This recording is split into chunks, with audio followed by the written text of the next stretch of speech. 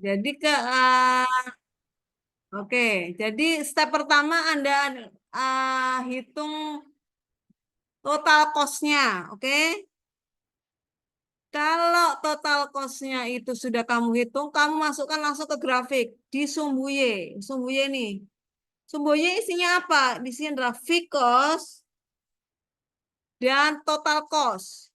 Nah, kamu lihat A-nya Viko-nya berapa? Kamu hubungkan antara di sini kan misalnya A ini adalah apa namanya? Fixed cost-nya A, di sini total cost-nya A, ya kan?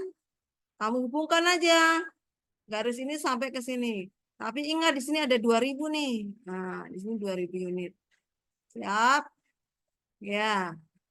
Kemudian B juga sama. Oh, ini fixed cost-nya 29.500. Titik di sini. Total cost-nya berapa? B-nya. Oh, 223 dihubungkan dengan 2000 unit. Kamu hubungkan di sini kepada lokasi B. Jebret. Ya, oke. Lokasi C paling rendah ini. Ya, 18.000 ke 206. Ini enggak ada perpotongan nih. Dia berdiri sendiri nih. Jadi perpotongannya hanya satu di sini. Kamu cari titik perpotongannya. Sudah ketemu tadi bahwa X-nya 318 unit. Oke, X-nya. Berarti kamu tarik garis di sini nih. Unitnya di unitnya di aneh ditulis 318. Oke. Paham sampai sini? Aduh, ini udah semangat ya. Ya. Kalau begitu ada 3 daerah ya. Ada A di sini ada 318 unitnya, ada B di sini 318 sampai 2000 antaranya, dan C di sini. Siap? Paham? Nah, setelah itu kamu cari. Jadi kesimpulannya apa? Kalau di sini 318 berarti produksi 0 antara 0 sampai 318 itu secara ekonomis diproduksi di lokasi A. Kalau 318 sampai 2000 antara 318 sampai 2000 itu diproduksi B, dan 2000 ke atas itu C, ya. Sehingga dapat disimpulkan lokasi yang paling ekonomis dengan data tersebut adalah biaya terendah, yaitu lokasi C. Karena dia 2000 ini masuk C nih, 2000 ada di sini nih, ya. 2000. Ya, jadi paling ekonomis di lokasi C jika produksinya atau volume prediksi volume penjualannya ada asumsi volume penjualannya adalah di 2000 unit. Ya, kan? Di 2000 unit. Oke? Berarti kesimpulannya apa? Berarti lokasi yang paling ekonomis untuk 2000 unit adalah lokasi C. Karena di sini ini kan passing grade-nya di sini 318. Berarti nilai antara 0 sampai 318 itu adalah A produksi, 318 sampai 2000 antara ya. Itu adalah B, 2000 ke atas C. Berarti kalau begitu 2000 unit ini adalah yang paling ekonomis di lokasi C. Paham? Siap ya? Paham. Paham, Bu. Ya sudah, itu jawabannya. Nah, lalu ada lagi pengembangan pertanyaannya misalnya. Karena di sini diketahui harga jual per unitnya 1020 per unit. Kalau Anda tanya berapa profitnya? Profit sama dengan total revenue, TR, total revenue, dikurangi total cost. Ya, total revenue dikurangi total cost. Maka itu kemudian total revenue apa? Jumlah unit dikali harganya. Itu total revenue namanya. Berarti berapa? Itunya total revenue $120. dikali 2.000 unit. Berapa tuh? Ya, 24.000 misalnya. Dan berapa tuh? $120 dikali 2.000. Nah, kamu itu dikurangi total cost-nya untuk wilayah C tadi. Total cost-nya tadi berapa total cost-nya paling rendah kan 26.000, 18.000, berapa tuh? C itu total cost-nya C 206 2.206.000 ya. Ya, 120 dikali 2.000 unit dikurangi total cost lokasi yang dipilih. Itu namanya profit. Jadi pengembangan soalnya lebih ini, bisa lebih ini lagi kalau itu diketahui oleh harga jual. Kalau nggak diketahui Bu, asumsi saja. Anda boleh meng-create ya. Misalnya nih nggak diketahui unitnya dalam soal misalnya ya. Unitnya pokoknya nggak ada di situ datanya. Anda create aja. Jadi boleh juga masing-masing anak meng-create nilai produksinya atau harga jualnya berbeda-beda nggak apa-apa. Yang penting grafiknya benar. Artinya pembagian lokasi secara ekonomis benar. Sehingga pemilihan lokasi itu benar. Itu ya. Jadi misalnya kan saya suka random ini ya. Saya kalau bikin soal itu suka put berdasarkan mood. Kadang-kadang saya nggak ada data salah satu. Misalnya nggak ada harga jual, nggak ada atau ada harga jual, nggak ada produksinya. Tuh, gimana ini? Gitu. Ya kamu create sendiri, ya. Dan nanti kalau di pertemuan berikutnya, Anda bisa memprediksikan berdasarkan data, namanya peramalan. Nah, nanti setelah UTS itu materinya. Tapi untuk sekarang ini, misalnya ada soal kok nggak ada ya Bu unitnya, kok nggak ada ya harga jualnya tidak bisa diketahui profitnya. Kamu create sendiri, artinya asumsi kamu berapa jumlah produksinya, ya. Menentukan jumlah produksi harus bulat deh ya, nggak boleh koma-koma, ya. Nggak harus bulat tuh, ya. Jadi kamu masuk, oh misalnya 1.000, itu sebaiknya di lokasi mana? Oh untuk 5.000 ya terserah Anda, ya. Jadi kadang-kadang saya memang kalau bikin soal menurut saya aja random gitu, nggak mesti sama persis begini. Mungkin kata-katanya saya ubah, ya. Kemudian saya kasih item misalnya variabel costnya yang jadi lebih banyak atau fixed costnya yang jadi lebih banyak, ya. Nggak itu random, jadi pemikiran saya artinya mood aja, mood saya aja. Jadi hati-hati ya. Jadi kamu jadi nggak ini soal itu pasti keluar deh. Karena saya sangat menyukai perhitungan. Pasti keluar ini, ya. Jadi Anda ini Anda pelajari sebaiknya. Makanya saya bilang yang belum jelas silahkan tanya karena ini pasti keluar nih. Lalu sudah masuk kisi-kisi kan, kisi-kisi UTS. Tapi mungkin bahasanya beda, terus datanya beda, gitu. Bahasanya bisa saya bolak-balik ya, karena ketika kita memahami konsep mau dibalik-balik bagaimanapun juga tetap aja, ya. Ya, jadi begitu ya, yang step Anda untuk menghitung lokasi dengan berdasarkan biaya itu adalah Anda menghitung total cost masing-masing lokasi. Oke. Yang kedua apa stepnya? Menggambar grafik berdasarkan total cost dan unit yang diproduksi. Oke, atau unit yang dijual boleh. Yang ketiga, mencari titik perpotongan. Ya. Jadi titik perpotongan itu tidak boleh saja tidak lebih dari satu boleh, bisa 3, bisa 4, ya bisa 3, bisa 2, bisa 4, ya, tergantung lagi soalnya ya. Mencari titik perpotongan antar garis. Kemudian mencari nilai X dari titik perpotongan itu, mencari nilai A dari titik-titik perpotongan itu. Ya. Setelah ketemu kamu gambarkan ke grafik. Ya. Kemudian kamu tentukan lokasinya. Oke. Setelah itu baru kamu asumsikan atau kamu simpulkan. Ya. Misalnya sekian unit sebaiknya diproduksi di lokasi A, sekian unit sebaiknya di lokasi B, sekian unit di lokasi C, sebagainya. Oke. Apabila kemudian tidak ada data harga jual maupun produksi atau penjualan, maka Anda lakukan asumsi berdasarkan pemikiranmu. Ya, kamu bisa menentukan asumsi produksinya berapa, harganya berapa. Ya, oke, siap. Nah, baru kemudian Anda simpulkan berdasarkan data yang ada.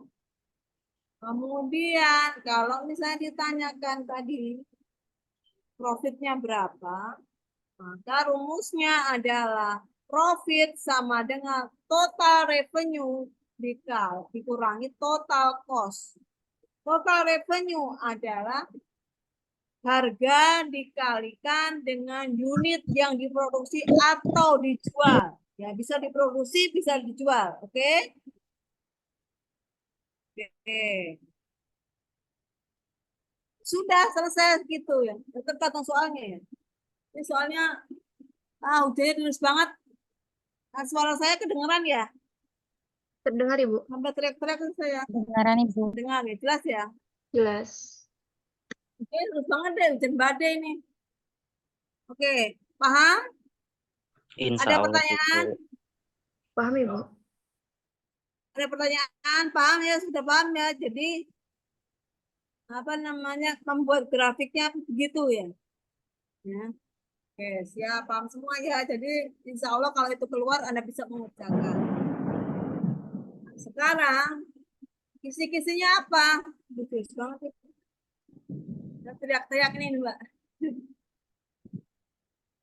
Jadi sekali lagi, saya mau konfirmasi aja ya. Bentar. Saya mau konfirmasi Anda yang belum presentasi ini. Ada banyak ya. Ini ada orangnya atau gimana Mbak? Mbak Anggita sebagai CP atau penanggung jawab kelas. Iya Ibu. Ada Asri Yulianti, Maisa Silva, Maulana Ibrahim, Muhammad Zidan, Muhammad Amar, Robi Gunawan, Siti Zahra, Nur Aini Ilham, Resti Amalia, Ihsan Murtada. Ini ada semua. Kalau di Zoom itu ada Amar Ibu. Ada ya. Coba kita lihat di itu. Di saya stop sebentar. Coba lihat di Google Classroom.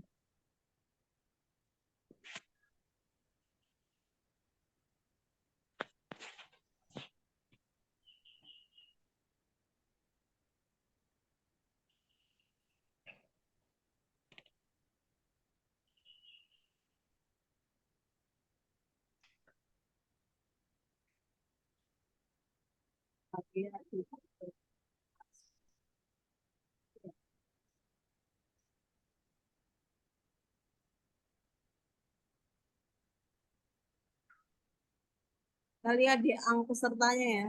Ada nggak tuh orang? Ada sih di sini. Ya nggak apa-apa, nggak presentasi berarti ada pengurangan nilai. Ada semua sih.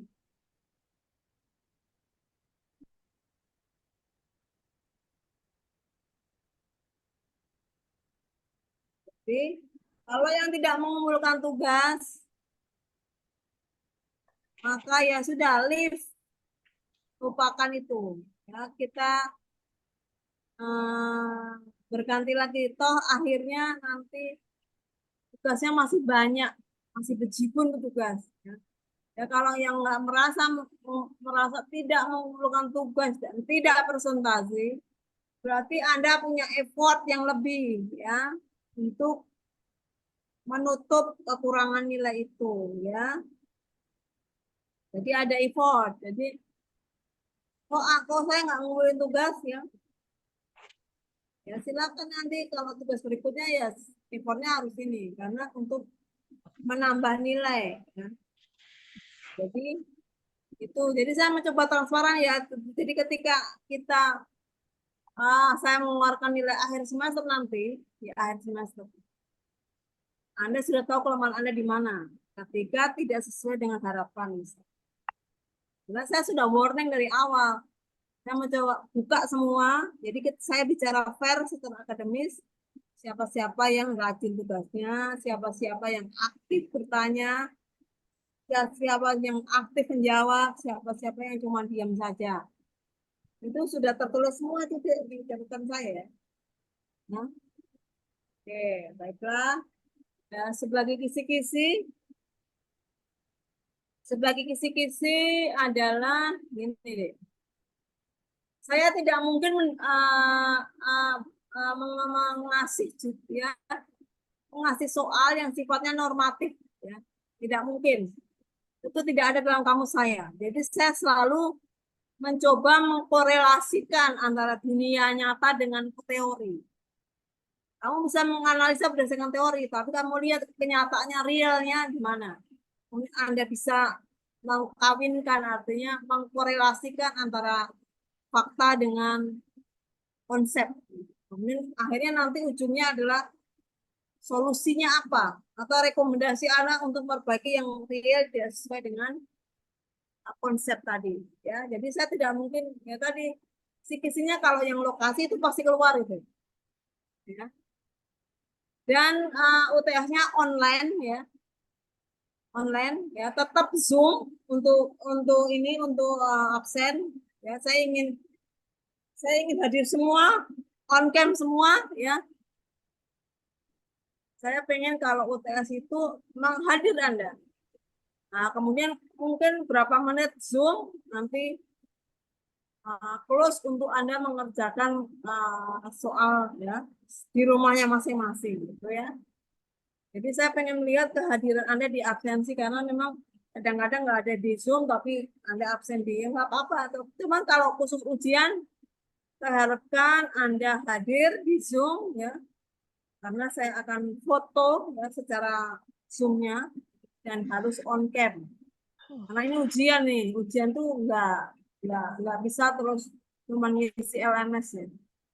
Jadi saya pengen juga Anda memang fokus untuk mengerjakan ujian, jadi enggak ya. Jadi nanti tetap aja untuk Zoom dari saya aja nanti ya untuk Zoom ujian.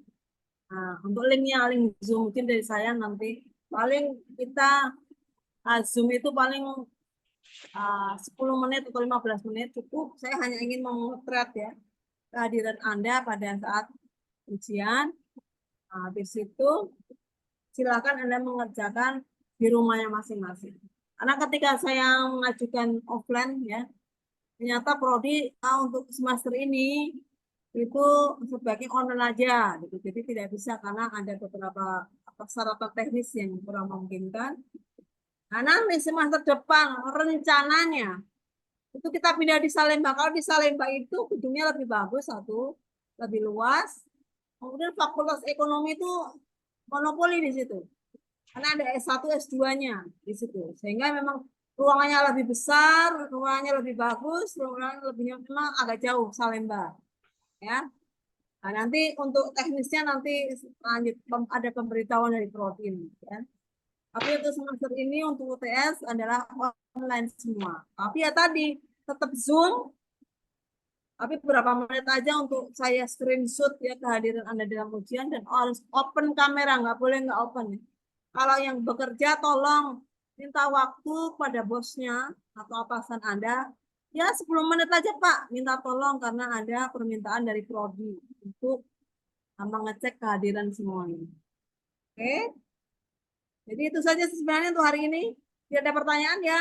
Jadi materi yang saya keluarkan adalah dari materi pertama sampai terakhir kemarin ya. Dan sifatnya studi kasus, tidak ada ini ya, tapi kamu tetap aja ya. Konsep itu perlu dikuasai. Oke, baiklah. Karena ini adalah minggu terakhir sebelum Lebaran ya. Dan kita berjumpa nanti di UTS mulai tanggal 22 April, berarti Anda tibanya adalah di 24 April kita UTS-nya ya. Jadi Sekali lagi ya saya mengucapkan selamat beribadah puasa Ramadan semoga kita semua di 10 hari terakhir dan membawa kebaikan bagi kita semua dan selamat hari raya Idul Fitri. Mohon maaf lahir dan batin. Sekali lagi saya mohon maaf kalau selama pembelajaran banyak kekurangan dan tidak sempurna ya.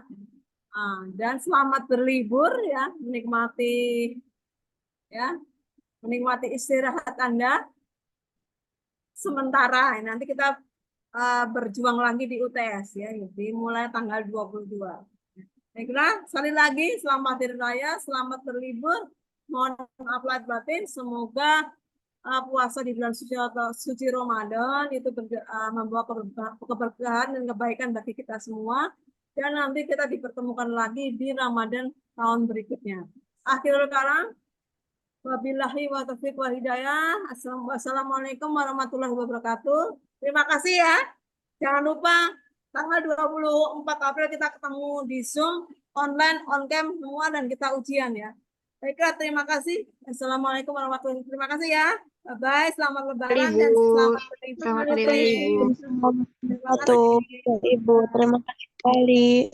Oke. Terima kasih, Ibu. Udah, guys.